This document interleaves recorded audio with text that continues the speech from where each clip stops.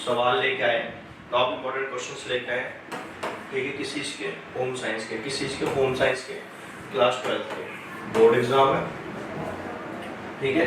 इस board exam में हम क्वेश्चंस और इम्पोर्टेंट चीज़ें लेके आए हुए हैं, देखेंगे, आगे बढ़ते हैं, टाइम वेस्ट नहीं करेंगे, ठीक है। सबसे पहले क्या है कि पारंपरिक व्यवसायों को समृद्ध विरासत के बावजूद आधुनिक संदर्भ में कला के कार्य में धीरे धीरे बड़े पैमाने पर उत्पादित वस्तुओं से कम होते जा रहे हैं। कोई ऐसे 4 क्षेत्र बताइए जो इन व्यवसायों को पुनरुद्धार के लिए हस्तक्षेप की आवश्यकता है। क्या कह रहे हैं? जो विरासत वाले थे, पारंपरिक ट्रेडिशनल बिजनेस, ट्रेडिशनल व्यवसाय की बात हो रही है बच्चों। किस चीज़ की बात हो रही है? ट्रेडिशनल व्यवसाय की बात हो रही है। और ट्रेडिशनल व्यवसाय को किस तरीके से जो खत्म हो रहे हैं, खत्म होने के कगार पे, पतन हो रहा है उनको हम किस तरीके से दोबारा से खड़ा कर सकते हैं और दोबारा से उन बिजनेस क्षेत्रों के साथ काम कर सकते हैं, वो चीज़ हमें यहाँ पे डिस्कस करनी है कि देखना है किस तरीके से कर सकते हैं और कैसे करेंगे, ठीक है। तो सबसे पहले हमें क्या करना है, किस चीज़ में हस्तक्षेप करना चाहिए। जैसे हमारे पास क्या होना चाहिए? लेटेस्ट डिज़ाइन होनी चाहिए। क्यों? क्योंकि देखो हर कोई को अप टू डेट चाहिए। मॉडर्न दुनिया, मॉडर्न ज़माने, मॉडर्न टेक्निक, मॉडर्न फैसले, मॉडर्न डिज़ाइन। आगे समझना, आधुनिक डिज़ाइन, डिज़ाइनों में नवाचार होना चाहिए। नवाचार का मतलब हमेशा अपडेट, न्यू डिज़ाइन आनी चाहिए। क्या आनी चाहिए मेरे बच्चों? न्यू डिज़ाइन आनी चाहिए हमेशा। हमेशा क्या आनी चाहिए? न्यू डिज़ाइन आती रहनी चाहिए। और जब न्यू डिज़ाइन आएंगी तो और क्या होना चाहिए? संरक्षण और शोधन रणनीतियों पर कार्यान्वयन होना चाहिए, संरक्षण होना चाहिए, रिसर्च होनी चाहिए। मेरे प्यारे बच्चों, गुलाब जामुन, रिसर्च होनी चाहिए, ठीक है। और क्या है? पर्यावरण के अनुकूल कच्चे माल और पैकेजिंग का उपयोग होना चाहिए, ठीक है। प्रशिक्षण सुविधाओं की स्थापना होनी चाहिए। प्रशिक्षण मतलब ट्रेनिंग मिलनी चाहिए। और जो विरासत है सिर्फ उनके पास नहीं, जैसे मान लो एक परिवार है, फैमिली ये है, इस फैमिली के जो ग्रैंडफादर थे वो इस ट्रेडिशन को करते थे। अब उनके 4 बच्चे हुए, ठीक है, 3 हुए, बी सी। अब ये जो इन्होंने जो ज्ञान था इसको दे दिया, इनको नहीं दिया, तो ये इनको ट्रेनिंग नहीं दी, बी और सी को ट्रेनिंग नहीं दी, तो इनके पास ये व्यवसाय के हुनर होंगे? नहीं होंगे। और इसके ए के 4 बच्चे हुए, 3 हुए, फिर उसने सिर्फ ए को दे दी। तो ये देखो इस तरीके से इनको भी तो ट्रेनिंग देनी पड़ेगी। और जब हम बी और सी को ट्रेनिंग देंगे तो और ज्यादा ये डेवलप होगा ना, और ज्यादा लोग इसमें आएंगे, ठीक है। पारंपरिक ज्ञान का संरक्षण होना चाहिए, ठीक है। ट्रेडिशनल जो नॉलेज है, जो पारंपरिक ज्ञान है, उसका संरक्षण बहुत ज्यादा जरूरी है, ठीक है। आप सुनते हो ना, कहानियां सुनी है ना हम लोगों ने दादी दादा नानी नाना के मुंह से, तो हम उन कहानियों को याद करते हैं। आने वाले जो हमारे बच्चे होंगे उनको भी तो हम वही कहानियां सुनाएंगे, है ना। हाँ जी, अगला क्वेश्चन। एक आरव डे केयर केंद्र में काम करना चाहता है, उसमें इसके लिए कौन से 4 कौशल होने चाहिए? एक आरव नाम का व्यक्ति है, एक आरव नाम का पर्सन है, वो डे केयर में काम करना चाहता है। क्या करना चाहता है? डे केयर में काम करना चाहता है। वो डे केयर में जब काम करना चाहता है तो उसके साथ क्या क्या कौशल होने चाहिए, क्या क्या स्किल्स होनी चाहिए? देखो डे केयर में कौन रहेगा? छोटे बच्चे होते हैं। कौन होते हैं बच्चों? छोटे बच्चे होते हैं मेरे प्यारे, ठीक है। आप भी तो छोटे ही हो, आप भी तो छोटे बच्चे हो ना, ठीक है। तो डे केयर में काम करना चाहते हैं, इसलिए क्या क्या स्किल्स होनी चाहिए उसके पास? उसके पास सबसे पहले बच्चों और उनके विकास में रुचि होना चाहिए, बच्चों में इंटरेस्ट होना चाहिए। तुमने देखा ना कई सारे लोग चिड़चिड़े होते हैं। क्या होते हैं? चिड़चिड़े होते हैं, जिनको बच्चों में कोई इंटरेस्ट नहीं होती। बच्चों से होता है चल चल चल दूर जा, चट्टा दूर जा, दूर दूर जा, इस तरीके से करने लग जाते हैं। छोटे बच्चों की आवश्यकता और क्षमताओं के बारे में जानकारी होनी चाहिए, ठीक है। कई सारे बच्चे बोल देते हैं, कई सारे सम्मान दे जाते हैं, कई सारे बहुत तेज होते हैं, कईयों का डेवलपमेंट जो विकास होता है वो बहुत धीमी गति से होता है। उन सब में उसको रमा आना चाहिए, रम जाना चाहिए। बच्चों से बातचीत करने की क्षमता को पैदा होना चाहिए। विकास के सभी क्षेत्रों में बच्चों के साथ रचनात्मक रोचक गतिविधियों के लिए उसके पास कौशल होना चाहिए। स्किल्स होनी चाहिए डेवलपमेंट की, कि वो किस तरीके से इंटरेस्टिंग वे में काम कर सके। जब तक कोई चीज इंटरेस्टिंग वे में नहीं होगा ना, तब तक कोई काम करने में मजा नहीं आएगा, ठीक है। कहानी सुनने, खोजबीन करने, प्राकृतिक संबंधी और सामाजिक ज्ञान जैसी कार्यक्रम आने चाहिए। उत्साह होना चाहिए उनको इन सब कार्यों में, ठीक है। प्रश्नों के उत्तर देने की इच्छा होनी चाहिए, व्यक्तिगत चिंताओं को समझने की क्षमता होनी चाहिए, काफी लंबे समय तक सारी गतिविधियों के सक्रिय उनके लिए तत्पर रहना चाहिए। क्योंकि डे केयर हो रहा है ना, पूरे दिन की बात हो रही है, तो पूरे दिन उसको मेंटली और फिजिकली पूरे तरीके से तैयार रहना पड़ेगा, ठीक है। ये स्किल्स होनी चाहिए उसके पास, आरव के पास।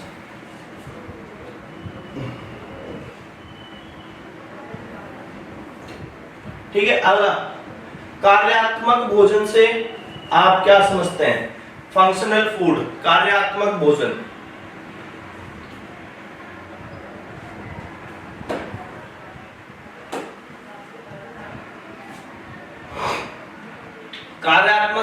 आप क्या समझते हैं, उदाहरण दीजिए। कार्यात्मक भोजन क्या होता है?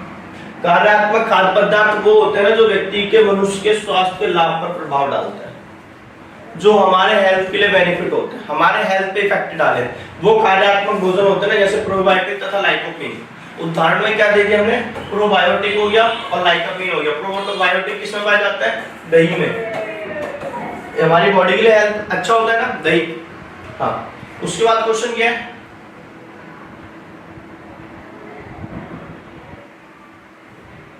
हाँ, श्रीमान अनुराग, किसकी बात हो रही है मेरे बच्चों? अनुराग की बात हो रही है। अनुराग ने हाल ही में होटल के फ्रंट डेस्क पर काम करना शुरू किया है। उन्हें अतिथि चक्र के 4 चरणों के बारे में समझाइए। देखो, वो एक व्यक्ति है, एक अनुराग नाम का पर्सन है, वो होटल ज्वाइन करता है और होटल में किस डिपार्टमेंट में जाता है? वो फ्रंट डेस्क में जाता है। फ्रंट डेस्क में तो समझते हो ना, रिसेप्शन वगैरह जाते सबसे पहले जो आपको डेस्क दिखे उसे फ्रंट डेस्क कहा जाता है। आप जैसे कहीं जाते हो, किसी हॉस्पिटल में जाओ, किसी होटल में जाओ, किसी इंस्टीट्यूट में जाओ, किसी कहीं भी जाओ, तो जो सबसे पहले आपको जो दिखता है, जहां रिसेप्शन से लिखी होती है, वेलकम लिखा हुआ होता है, उसको फ्रंट डेस्क कहा जाता है। वो कह रहे 4 चरण में बताने, तो अतिथि के चक्कर के 4 क्या होता है? सबसे पहले आगमन पूर्व की व्यवस्था। अगर वो होटल में है तो उसे क्या करना पड़ेगा? उसे कमरों को सबसे बेहतर रेट पर देना तथा सहमति होने पर कमरा आरक्षित करना होगा कि नहीं करना होगा, ठीक है? उसे कमरे के बारे में बताना होगा।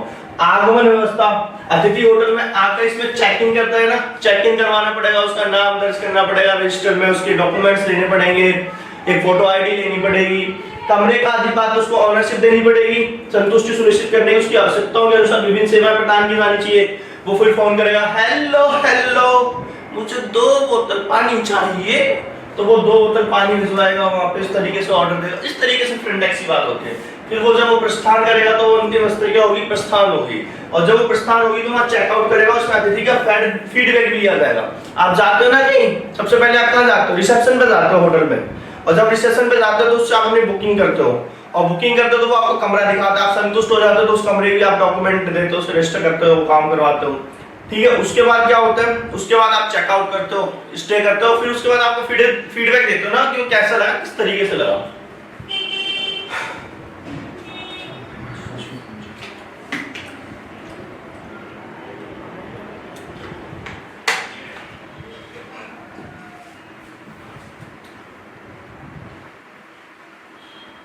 देखो, अगला क्वेश्चन क्या है? अगला क्वेश्चन है कि कौन से 4 कारक हो सकते हैं जिनके कारण भोजन खराब या नष्ट हो जाता है? भोजन खराब किन कारणों से होता है, ये पूछ रहा है। क्या पूछ रहे हैं? भोजन खराब किन कारणों से होता है मेरे प्यारे बच्चों? देखो, सबसे पहले कीटों द्वारा संक्रमण हम खुले में छोड़ देते हैं, उसके ऊपर जब विभिन्न तरीके के कीट उसके ऊपर अटैक करते हैं, और जब वो विभिन्न तरीके के कीट अटैक करते हैं तो वो क्या करते हैं? उसको संक्रमित कर देते हैं, संक्रमण कर देते हैं, ठीक है? प्रसंस्करण और भंडारण के लिए अनुचित तापमान का उपयोग होना। मान लो जैसे कोई चीज आइसक्रीम है, उस आइसक्रीम को आपने 52 डिग्री सेल्सियस पे रख दिया, तो वो आइसक्रीम बचेगी? जिसको 20 degree, 14 degree, 15 degree, 16 degree, 6 degree, 5 degree पे रखना चाहिए। उसे आप 52, 40, 35 डिग्री पे रख लो तो बेटा वो आइसक्रीम नहीं बचेगी, वो लॉलीपॉप नहीं बचेगा। बचेगा क्या? वो पानी हो जाएगा। आप वो खराबी होगी ना, आप उसको दोबारा से यूज तो करोगे नहीं, ठीक है? आप बोलोगे आप उसको दोबारा से फ्रिज में जमा के कर लोगे, तो भैया वो सयाने बच्चे होते हैं, आप ही करोगे। वो प्रकाश और अन्य विकिरण के अत्यधिक संपर्क में आना, सूक्ष्म जीव द्वारा संतुलित कर देना, कटाई के बाद रासायनिक परिवर्तन होना, ठीक है? ये चीजों की वजह से भोजन नष्ट होता है, खराब होता है। और भोजन खराब होने के कारण जब हम खराब भोजन खाते हैं तो हमें होती है फूड पॉइजनिंग, उल्टी आना, जी मिचलाना, गैस बनना, ठीक है? इस तरीके के काम होते हैं। कहाँ होते हैं? जब हम भोजन को खराब भोजन खा लेते हैं, ठीक है? अगला क्वेश्चन क्या है? आहार चिकित्सक, डाइटिशियन की 4 उद्देश्य बताइए। क्या होता है आहार चिकित्सक? आहार चिकित्सक का काम क्या है बेटा? ये इंपॉर्टेंट क्वेश्चन है, आता रहता है। आहार चिकित्सक का काम क्या है? आदतों को ध्यान में रखते हुए आहार सूची तैयार करना। किसकी आदतों में? मरीज की आदतों को ध्यान में रखते हुए आहार सूची बनाना कि क्या खाना है, उसको हार्ड देना है, शुष्क देना है, नरम देना है, गीला देना है, लिक्विड देनी है, ठीक है? किस तरीके की डाइट देनी है, वो डाइटिशियन का काम है। वो मरीज से पहले पूछेगा, बीमारियों को सुधारने पर नियंत्रण रखने के लिए आहार में परिवर्तन करेगा। अब मान लो कोई बच्चा है, ठीक है, उसको डॉक्टर ने ऑयली फूड मना करा है, तो वो कहे क्या? उसको फास्ट फूड मना करा है, वो कहे क्या? मुझे बर्गर खाने हैं, पिज्जा खाना है, फ्रेंच फ्राइज खानी है, मोमोज खानी है, पॉसिबल नहीं है ना। तो डाइटिशियन क्या करेगा, डाइटिशियन उसको चीज में ध्यान रखेगा, तो बोलेगा नहीं इसको क्या दो, मैगी की जगह इसको सेवइयां दो, है ना, पास्ता की जगह इससे वेज दो, वेज पुलाव दो, इस तरीके की चीजें होंगी। ठीक है, पोषणहीनता की स्थिति में पोषण युक्त आहार की निर्धारित करेगा, दीर्घकालिक बीमारियों के लिए, अल्पकालिक समस्याओं को रोकने के लिए मदद करेगा कि भोजन, ठीक है, आहार सबसे ज्यादा इंपॉर्टेंट है। अच्छा, एक व्यक्ति एक लेडी आती है, लड़की आती है इस क्वेश्चन में, और वो कहती है कि रोमा अचार की नई रेसिपी विकसित करना चाहती है, रोमा अचार की नई रेसिपी विकसित करना चाहती है, इसके लिए उसके पास कौन से 4 कौशल होने चाहिए, रेसिपी पकाने के लिए उसके पास कौन से कौशल होने चाहिए। सबसे पहले उसको क्या होना चाहिए, प्रक्रिया कौशल का व्यवहारिक ज्ञान होना चाहिए, संगठकों का उपयोग, उसको मापन तौल का ज्ञान होना चाहिए, कितनी चीज कितनी डालनी है, तेल कितना डालना है, ठीक है, इसमें मसाले कितने डालने हैं, कितने किलो अचार बनाना है, वो चीज आनी चाहिए। रेसिपी डिजाइन, उसका विश्लेषण करना चाहिए, खाद्य पदार्थों को संभालने और काम में लाने का कौशल होना चाहिए, स्वच्छता और सुरक्षा का मापदंडों का उपयोग करना चाहिए, साफ सुथरा होना चाहिए, खाद्य उत्पादन से संबंधित औजार और उपकरणों को सावधानीपूर्वक व्यवहार करना चाहिए, उपभोक्ताओं की आवश्यकता के अनुसार उत्पादों को बनाना और समकालीन उत्पादन की सूचना प्रौद्योगिकी के लिए उचित उपयोग का कौशल आना चाहिए। इस तरीके के जब उसको आएंगे ना, जब ये सारी चीजें आएंगी तब वो बहुत अच्छे से चीजें बना पाएगी और उसकी रेसिपी बनेगी। अगला क्वेश्चन, पोषक में संतुलन और अनुपात बनाने के लिए किन्हीं 2 तरीकों का वर्णन करना है। पोषक बनानी है किसी को, उसको संतुलन किस तरीके से करेगा, किस तरीके से बनाएगा।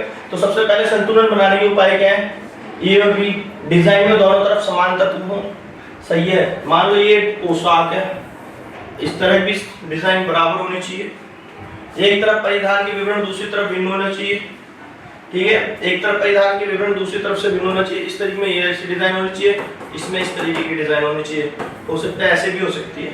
डिजाइन के तहत किसी पोशाक में केंद्रीय फोकल बिंदु से निकलते हैं, ठीक है। अनुपात के उपाय होने चाहिए, वस्त्र गोल्डन सीम मीन 3:5:8 के रेशो में होना चाहिए, इसी तरह अनुपात पर आधारित हो 5:8:13 के रेशो में हो, असमान मत का मात्रा में रंग का उपयोग करना हो, प्रिंट मोटिव का आकार स्थित पहनने वाले के आकार के अनुपात में होना चाहिए, बनावट में परिधान डिजाइन व्यक्ति के आकार के अनुसार होना चाहिए, विषम रंग, ठीक है। फिर आता है विषम रंग योजना का सामंजस्य। विषम रंग क्या होता है, पूरक रंग योजना। देखो बेटा क्या होता है विषम रंग योजना, विषम रंग योजना होता क्या है, वो कह रहा है कि उन 2 रंगों का उपयोग किया जाता है जो रंग चक्र में एक दूसरे के ठीक सामने होते हैं, ठीक है। इसके विपरीत रंग योजना भी कहते हैं। रंग योजना देखने में काफी आकर्षक और नवीन प्रतीत होता है, जैसे लाल हरा पीला बैगनी नीला और नारंगी, ये सारी चीजें होती हैं। दोहरा पूरक रंग योजना क्या होता है, इस रंग योजना में रंग चक्र पर किन्हीं 2 प्रधान रंगों के साथ उनकी विपरीत स्थिति वाले 2 रंगों का प्रयोग किया जाता है, जैसे पीला लाल तो बैगनी लाल किया जाएगा, ठीक है, पीला हरा, ठीक है। प्रयोग करते समय ध्यान रखा जाता है कि चारों रंग समान तीव्रता और मूल्य के में ना हो तथा किसी प्रकार का रंग की प्रधानता ना हो, कोई एक रंग प्रधान ना हो और ना ही कोई भी एक रंग ज्यादा होगा, असमान होगा, कोई भी बैलेंस नहीं होगा। विभाजित पूरक रंग योजना, इस योजना में किसी एक रंग के साथ उसके सामने वाले रंग को छोड़कर आसपास के रंगों का प्रयोग किया जाता है, जैसे लाल के साथ नीला, हरे के साथ पीला। ये आमने सामने नहीं है, बहुत दूर होते हैं, ठीक है, ना ये आमने होते हैं ना ये सामने होते हैं, बहुत दूर होते हैं, इसलिए इनका प्रयोग किया जाता है। अनुरूप रंग योजना, उन रंगों का प्रयोग किया जाता है जो रंग चक्र में एक दूसरे के पास पास होते हैं और इस योजना को सरल एक रूप के लिए चुनी जाती है, जैसे रंगीय योजना जैसे निरस्त नहीं होती, ठीक है। ऋणात्मक रंग योजना, ऐसे 3 रंगों में से लिए जाते हैं जो रंग चक्र पर एक दूसरे के समान दूरी पर हो, जैसे हरा बैगनी नारंगी, पीला हरा नीला और बैगनी लाल नारंगी, इन 3 रंगीय योजना का उदाहरण है, ठीक है बेटा, समझ में आ रहा होगा, ठीक है।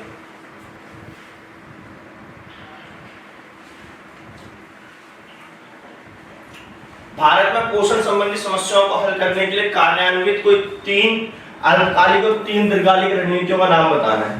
3 अल्पकालिक और 3 दीर्घकालिक रणनीतियां बनाना है किस चीज के लिए, पोषण संबंधी समस्याओं को दूर करने के लिए। अल्पकालिक है एकीकृत बाल विकास सेवाएं ICDS, अल्पकालिक है आवश्यक खाद्य पदार्थों का सुदृढ़ीकरण, आयोडीन से युक्त नमक, उसमें हमने पहले बिना आयोडीन का नमक आता था, बाद में उसमें गवर्नमेंट ने क्या कर दिया कि कोई भी नमक बेचेगा उसको आयोडीन उसमें ऐड होना चाहिए, ठीक है। स्वदेशी और स्थानीय रूप से उपलब्ध कच्चे माल में कम लागत वाले पौष्टिक खाद्य पदार्थों का उत्पादन होना चाहिए और उसको फेमस करना चाहिए, लोकप्रिय करना। कमजोर समूह में सूक्ष्म पोषक तत्व जैसे लोह, विटामिन, फॉलिक एसिड और आयोडीन की कमी पर नियंत्रण होना चाहिए कि किस तरीके से जब बच्चे के अंदर एक कमी हो तो इनको पूरा किस तरीके से किया जाए। दीर्घकालिक क्या है? खाद्य सुरक्षा सुनिश्चित करना, पोषण से भरपूर खाद्य पदार्थ की उपलब्धता सुनिश्चित करना और रोजगार सृजन करवाना, जैसे भूमि सुधार लागू करना, ठीक है, ग्रामीण शहरी गरीबों के लिए गरीबों को काम कराना। ये भारत में चलाया जा रहा है कुछ पोषक संबंधी कार्यक्रम है, जैसे एकीकृत बाल सेवा, जैसे ICDS कहा जाता है। ये क्या होती है? ये 10 से 6 वर्ष तक के बच्चों के लिए हो जाती है, 0 से 6 वर्ष के बच्चों के लिए होती है, बाल अवस्था होती है। विकास के लिए विस्तारित कार्यक्रम है, आंगनवाड़ी के माध्यम से किया जाता है इसको, ठीक है। क्यों? क्योंकि बच्चों की आयु और जीवन में गुणवत्ता का सुधार होना चाहिए। करने वाली महिला, स्तनपान करने वाली महिला 15 से 14 वर्ष की महिलाओं को पूरक पोषण प्रशिक्षण, नियमित स्वास्थ्य जांच की जाती है, ठीक है। क्यों? कुपोषण, मृत्यु दर में कमी लाना इसका सबसे बड़ा उद्देश्य है। बच्चों की सामान्य स्वस्थ और आहार संबंधी आवश्यकताओं को चारे में माताओं की जानकारी बढ़ाना, गर्भवती तथा माताओं के स्वास्थ्य के टीकाकरण की जानकारी देना, ये चीज है। अगला क्या है? पोषणहीनता कार्यक्रम संबंधित उद्देश्य के विभिन्न कार्यक्रम चलाए जाते हैं, जैसे विटामिन ए की कमी के होने के कारण रोगों को रोकना, आयोडीन से होने वाले विकारों पर नियंत्रण करना, ठीक है। आहार पूरक कार्यक्रम किए जाते हैं, जैसे मध्याह्न भोजन चलाया जाता है ना, 1 से लेकर 8वीं तक मिड डे मील योजना देश भर के स्कूलों में दी जाती है। पोषक उपस्थित हो तथा वृद्धि स्कूल छोड़कर की कमी कम लाना होता है। इसका मुख्य उद्देश्य क्या था कि जो स्कूल बच्चे छोड़ के जा रहे हैं ना, उनको दोबारा लगा भोजन का लालच देना। इस तरीके से ये सब चीजें होंगी तो बच्चे कम छोड़ के जाएंगे, ठीक है। भोजन सुरक्षा कार्यक्रम भारत सरकार द्वारा संचालित होता है। गरीबी रेखा के नीचे जो होते हैं उनको राशन कार्ड बनाया जाता है, कार्ड बनाया जाता है, जिसको राशन कार्ड कहा जाता है, ठीक है। और उनको समुचित खाद्य वितरण प्रणाली दी जाती है, कुछ खाद्यान्न दिया जाता है, गेहूं, चावल, राशन कार्ड दिया जाता है। पर ये ना ये गवर्नमेंट को रिव्यू करना चाहिए राशन कार्ड का सिस्टम। क्यों? क्योंकि हम देखते हैं कि जो पीडीएस शॉप होते हैं ना, सार्वजनिक वितरण, जो सार्वजनिक दुकान होती है, वहां हम देखते हैं कि लोग राशन लेने जाते हैं ना, आजकल तो लाइनें नहीं लगती, पहले लाइनें लगती थी, बहुत लंबी लंबी लाइनें लगती थी और कुछ ही दिन मिलता था। अब तो महीने के किसी भी दिन चले जाओ, थंब लगाओ। ये गवर्नमेंट ने बहुत अच्छा काम करा है कि थंब लगाओ और राशन ले आओ। लेकिन एक चीज अभी भी उनको दोबारा से रिव्यू करना चाहिए।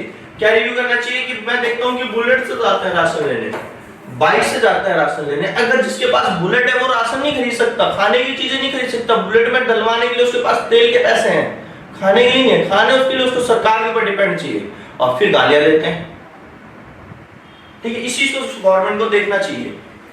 गवर्नमेंट ये उनसे लेके उनको देना चाहिए जिनके पास रहने के लिए नहीं है और खाने के लिए व्यवस्था नहीं है। उनको तो गवर्नमेंट को ढूंढ के निकाल के, लेकिन इतना कहाँ करना चाहता है कोई इतना कहाँ करना चाहता है। आज सब लोग इस तरीके से है, ठीक है, भ्रष्टाचार में लिप्त है साहब के सब, ठीक है। राशन कार्ड के जरिए खाद्य सामग्री उपलब्ध कराना, ठीक है। अंत्योदय अन्न योजना आती है जिसमें 2 से 3 रुपए किलो दर से राशन दिया जाता है। अभी तो ये फ्री दिया जा रहा है पूरे इंडिया में, 2-3 रुपए नहीं लिए जा रहे, पता नहीं नाम के लिए जाते थे। अन्नपूर्ण योजना, वृद्धावस्था में पेंशन योजना का लाभ नहीं ले पाते उन्हें अत्यंत रियायती दरों पर खाद्य सामग्री उपलब्ध कराया जाता है। रोजगार और वैतनिक रोजगार योजना होती है, ठीक है, जैसे मनरेगा वगैरह होगी, महिलाओं के लिए अन्य योजनाएं होगी। ये सारी चीजें इंपॉर्टेंट क्वेश्चन है। आई होप आप सभी को वीडियो पसंद आया हो। लाइक और सब्सक्राइब जरूर कर दें, चैनल को शेयर भी कर दें अपने दोस्तों के साथ। डेली जब तक पेपर है आपके, और उसके बाद इस पे डेली क्लासेस और वीडियोस आते रहेंगे आप लोगों के लिए। और अगर आप पोल साइंस है आपके पास, पॉलिटिकल साइंस है, तो 8 PM डेली हम लाइव करते हैं, आप लोग हमें ज्वाइन कर सकते हैं। रोज रात को 8 बजे हम लाइव करते हैं, आप हमें ज्वाइन कर सकते हैं स्टडी फॉर आर्ट्स चैनल पे। थैंक यू यारों, मित्रों, मिलते हैं आपसे। Thank you.